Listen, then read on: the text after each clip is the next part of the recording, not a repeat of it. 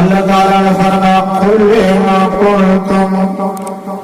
اے میرے محبوب صلی اللہ علیہ وسلم، فرمان میرا ہے، زبان آپ کی ہے، دنیا والوں کو بتا دو قل ان کنتم تحبون اللہ، او دنیا والوں، اللہ سے محبت کرنے والوں، تحبون اللہ، تم اس دعوے میں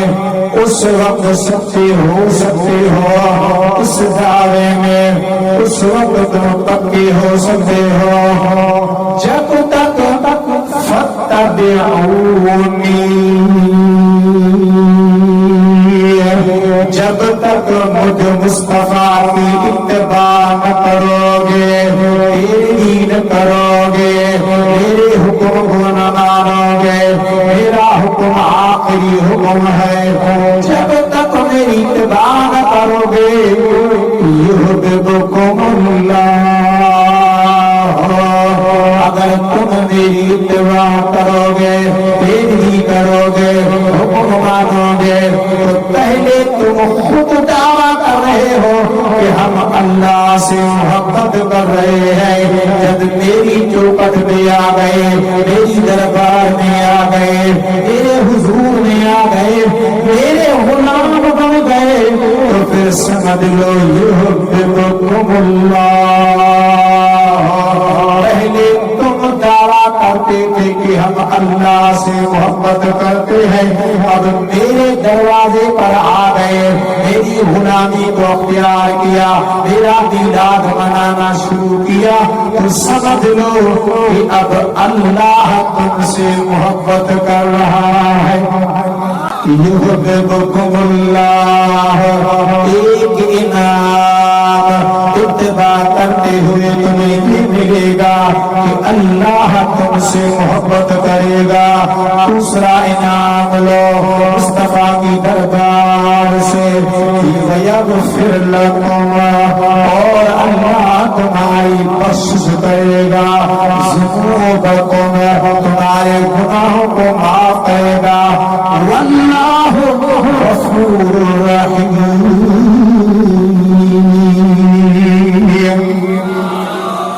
بے شک اللہ معاف کرنے والا ہے، رحم کرنے والا ہے۔ یہ ایک آیت سنو اللہ کے قرآن کی دوسری آیت، اللہ تعالیٰ جل سبحانہ فرما کان لمؤمن ولا مؤمنۃ اذا قضى اللہ ورسولہ امرا ان یکون لهم الخیرۃ من امرهم ومن يعص الله ورسوله فقد ضل ضلالا مبينا۔ اللہ تعالیٰ فرماتا ہے وما كان لمؤمن ولا مؤمنة، نہ کسی مومن مرد کو نہ کسی مومن عورت کو یہ اختیار ہے، یہ حکم دیا گیا ہے کہ وہ اپنی مرضی کے فیصلے مسلط کرے، اپنی مرضی اختیار کرے، نہیں فرمایا لمؤمن ولا مؤمنۃ اذا قضى اللہ ورسولہ، جب اللہ اور اس کا رسول کوئی ان کے لیے فیصلہ مقرر کر دے تو سمجھ لیں کہ وہ ان کے لیے لہم الخیرۃ، وہ فیصلہ ان کے لیے آخری فیصلہ ہے، ان میں کسی کو اپنا اختیار چلانے کی اجازت نہیں ہے، وہ اپنا اختیار چلا نہیں سکتا، اللہ کا حبیب کا حکم آخری حکم ہے، لہم الخیرۃ من امر اللہ، یہ اللہ تعالیٰ کی طرف سے حکم ہے، من امر اللہ، اللہ تعالیٰ کی طرف سے حکم ہے۔ میرے دوستوں بزرگوں، فرمایا وَمَن يَعْصِ اللَّهَ وَرَسُولَهُ، اگر کسی نے بھی کسی فیصلے کی روگردانی کی اس سے موڑا وہ گمراہ ہے فقد ضل ضلالا مبینا کھلا گمراہ ہے کھلا گمراہ ہے یہ آیت مبارکہ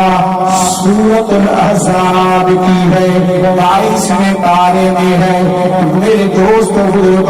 اس وقت نازل ہوئی جب حضور علیہ السلام نے اپنے زرخیل غلام اس کو تو آزاد کیا تھا حضرت زید بن حارث رضی اللہ تعالیٰ عنہ کا رشتہ حضرت زینب بنت جحش رضی اللہ تعالیٰ عنہا کے پاس بھیجا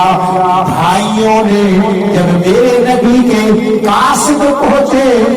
تو بھائیوں نے آپس میں فیصلہ کیا کہ بھائی زید کا نہ آگے ہے نہ پیچھے ہے کوئی زید کا نہیں ہے حضرت زینب بنت جحش رضی اللہ تعالی عنہا سارا قصہ سن رہی تھی حضور کے بھیجے ہوئے غلاموں کو واپس کیا بہن نکل آئی اور بھائیوں سے مخاطب ہو کر فرمایا تم نے کس کو انکار کیا ہے حضور کے بھیجے ہوئے غلاموں کو اپنے جو ہے آپ نے انکار نہیں کیا بلکہ حضور کے حکم کے آپ نے انکار کیا ہے میرے دوست بزرگ حضرت زینب بنت جحش رضی اللہ تعالی عنہا نے فرمایا آپ نے انکار کیا ہے اور میں اس رشتے کو قبول کرتی ہوں علماء مفسرین نے لکھا کہ یہ حکم خاص نہیں تھا اور یہ حکم قیامت تک عام ہے عام ہو گیا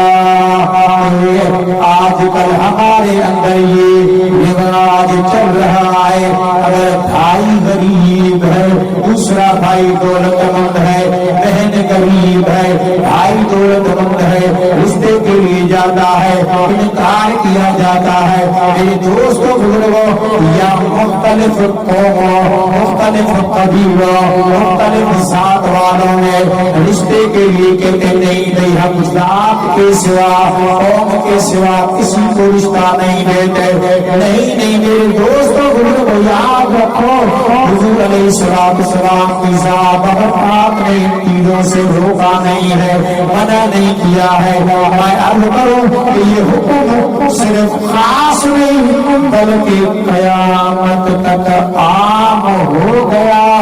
کہ جہاں بھی اللہ کے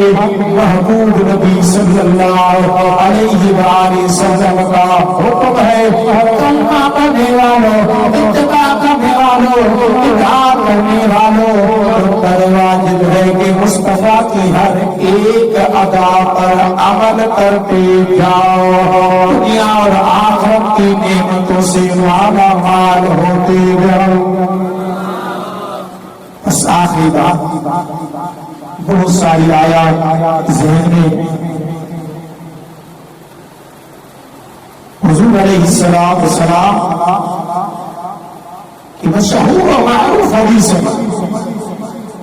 جس کے لائے عبادت حضرت ابو ذر غفاری رضی اللہ تعالیٰ عنہ فرماتے میرے آقا مولا صلی اللہ علیہ وسلم نے فرمایا من تمسک بسنتی عند فساد امتی فلہ اجر 100 شہید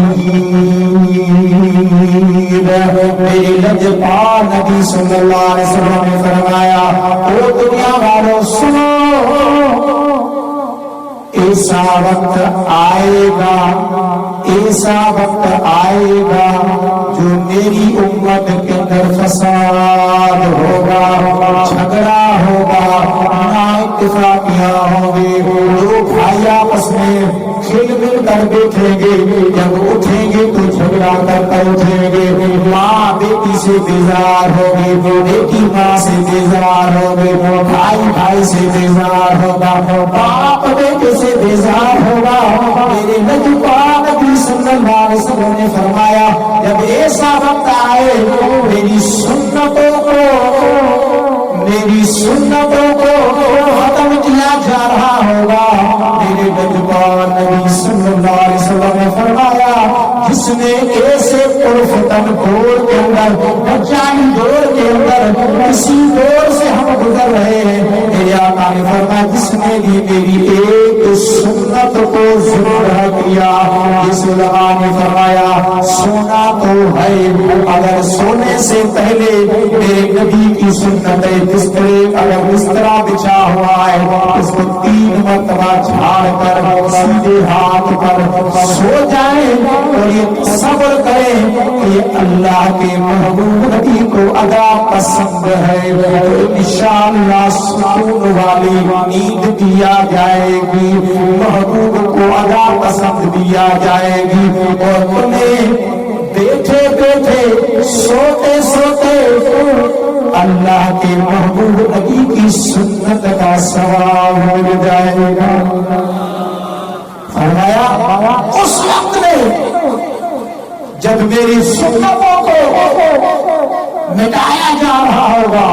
اس نے بھی میری ایک سنت پر عمل کیا، اسے فَلَهُ أَجْرُ 100 شہید،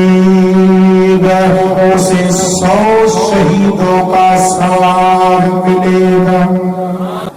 جسے سیدنا فاروق اعظم رضی اللہ تعالی عنہ کے لیے لکھا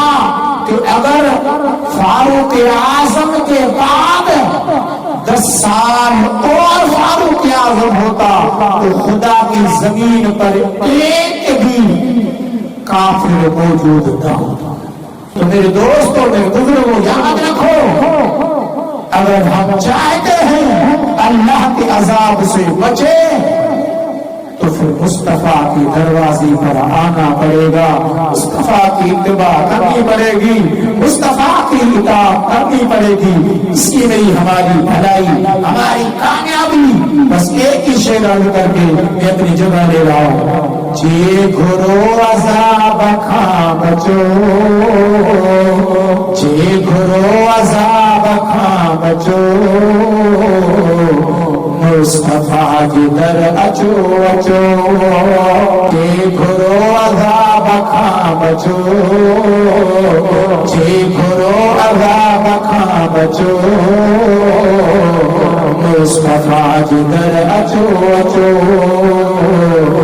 مصطفیٰ کی در اچو اچو۔ اللہ کو گناہگار دی حاضری کی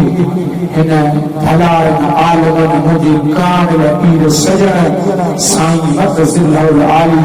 جی خلفائے کرام جی کے گھر گھر بھتی رستی وہاں نبی کرے مجھے دل بر حبیب دی عشق محبت جا ہوگا بہن ان کے صدقے میں آوان جائی جماعی صدقے میں طبیعت الحمدللہ اگا کافی بہترہ کافی ان کریم جا کروڑی کرم ہے انسان آہن ہر میں تھوڑی تکلیفہ دعا جلا آوان سبھی جماعت کے اربل سنگورن بیمارن جلا انسان کروڑر کو گناہگار ہے پہنے دعان میں یاد کرو رب کریم جل شان وہ گناہگار بھی اربل کے آوان دی گدر کے پہنی بارگاہ میں قبول منظور فرمائے وآخر دعوانا الحمدللہ رب العالمین۔